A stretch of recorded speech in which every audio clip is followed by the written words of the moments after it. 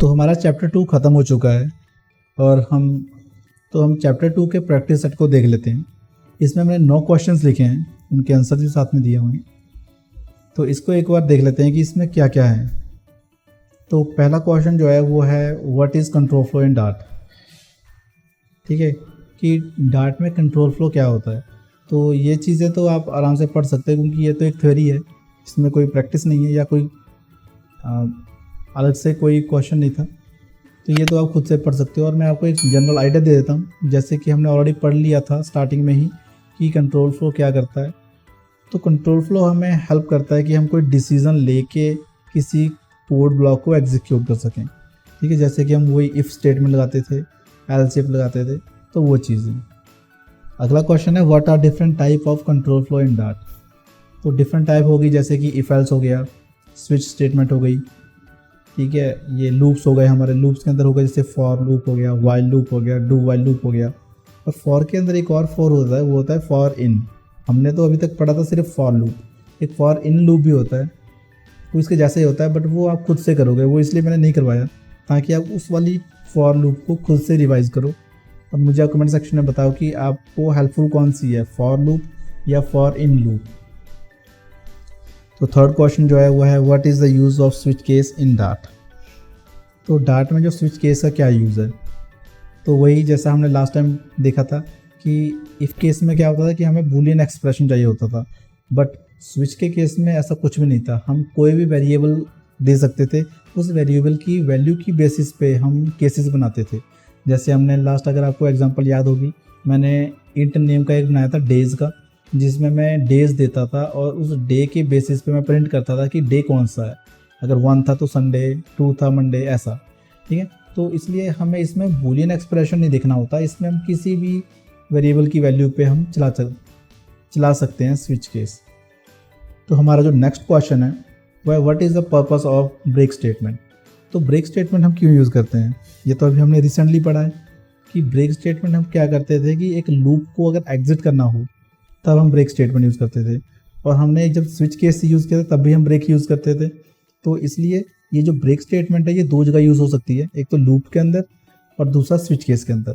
इसका मेन काम यही होता है कि ये उस ब्लॉक को एग्जिट करने के लिए होता है, करंट ब्लॉक को। अब करंट ब्लॉक कुछ भी हो सकता है, चाहे वो एक फंक्शन हो, चाहे वो एक फंक्शन हो, ठीक है, चाहे वो कोई एक लूप चल रही हो या कोई स्विच चल रहा है या कुछ भी, जहाँ पे भी ये एप्लीकेबल है।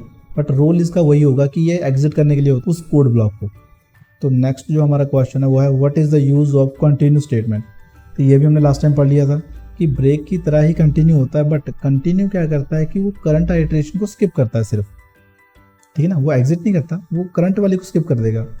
ठीक है, जैसे हमने लास्ट एग्जांपल में देखा था कि हमने कंडीशन लगाई थी अगर आई की वैल्यू इज इक्वल टू 5 है तो वो उसको कंटिन्यू कर दे। तब क्या होता था कि हमारी वैल्यू प्रिंट होती थी 0 1 2 3 4 6 7 8 9 10, उसने 5 को स्किप कर दिया था।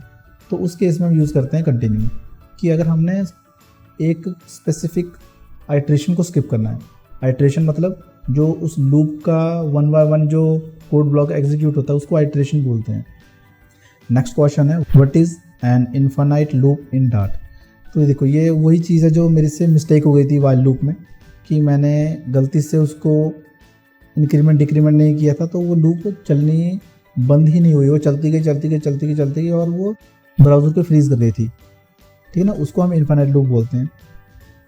ठीक है, जैसे कि इसकी डेफिनेशन में लिखा हुआ है कि जो इसकी एग्जीक्यूशन होती है वो उसकी कोई स्पेसिफिक एग्जिट कंडीशन नहीं होती। ठीक है, मतलब कि वो कभी एग्जिट होगा ही नहीं, इसलिए वो चलता ही जाएगा और चलते रहेगा। ठीक है ना, ये कभी कभी हमें यूज़ में आ सकता है। नेक्स्ट क्वेश्चन है why we use label in loop. ये हमारा बिल्कुल लास्ट टॉपिक था कि लेबल हम क्यों यूज़ करते हैं। तो इसका बिल्कुल सिंपल आंसर है कि अगर हम नेस्टेड लूप यूज़ कर रहे हैं और हम इनर लूप से आउटर लूप को टर्मिनेट करना चाहें तब हम यूज़ करते हैं लेबल। हम क्या करेंगे, इनर लूप में आउटर लूप का लेबल लेके ब्रेक कर देंगे और वो आउटर लूप को ब्रेक कर देगा। तो ये यूज़ होता है लेबल्स का।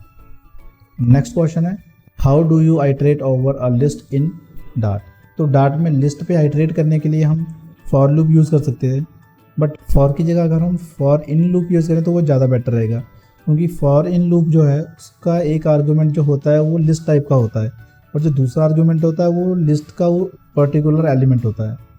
इसलिए हम फॉर इन लूप से इजीली लिस्ट को आइटरेट कर सकते हैं। बट ये मैंने अभी एक्सप्लेन नहीं किया और ना ही इस पर मैंने कोई वीडियो बनाई है। इसको आप खुद से देखोगे कि फॉर इन लूप क्या होती है, कैसे यूज़ करते हैं इसको, और फॉर लूप से कैसे डिफरेंट है। और हमारा लास्ट जो क्वेश्चन है वो है what is the difference between for loop and for in loop. जैसे कि मैंने अभी बताया, जो फॉर लूप होती है उसकी डिफाइनाइट लूप होती है वो, ठीक है। डिफाइनाइट लूप का मतलब कि उसको हमने बताया होता है कि उसमें इस टाइम तक चलना है। मतलब कहने का है कि मैंने उसको बता दिया है कि वो 10 बार चले, अब वो 10 बार ही चलेगा, 10 से ज़्यादा नहीं चलेगा। मतलब उसको पहले पता होगा कि वो इतनी बार चलना चाहिए उसको, ठीक है। और जो फॉर इन लूप होता है वो इनडिफाइनाइट लूप होता है। मतलब कि उसमें मुझे नहीं पता कि वो कितनी बार चलेगी। वो तो एक लिस्ट उसने ले लिया आर्ग्यूमेंट। अब लिस्ट की लेंथ अगर 1000 हुई तो वो 1000 बार चलेगा, लिस्ट की लेंथ अगर 2 हुई तो 2 बार चलेगा। मतलब कि मुझे नहीं पता, ना मेरे कोड को पता होगा कि वो कितनी बार चलना है। वो तो जितना साइज़ आ रहा होगा उतनी बार वो लूप चलती जाएगी, ठीक है। इसलिए ये लूप इनडिफाइनाइट लूप होती है। तो अगर आपको कोई और क्वेश्चन भी आता है कि डिफाइनाइट लूप और इनडिफाइनाइट लूप में क्या डिफरेंस है, तो उसमें यही डिफरेंस होता है कि डिफाइनाइट लूप में हमें पहले से पता होता है कि वो कितनी बार चलेगी, उसकी हमें लेंथ पहले से फिक्स होती है कि उसने इतनी बार एग्जीक्यूट होना है। बट इनडिफाइनाइट लूप में हमें कोई लिमिट नहीं पता होती। वो डिपेंड करेगा कि जो लिस्ट उससे मिली है वो उसकी कितनी लेंथ है, उसमें कितना डेटा पड़ा है, वो उतनी बार उस पर एग्जीक्यूशन चलेगी। तो ये था हमारा चैप्टर 2 का practice set. Thank you for watching this video. Please subscribe to my channel and share with your friends as well, so I can create more valuable content for you. Follow us on other social media accounts as well. Links are in description of this video.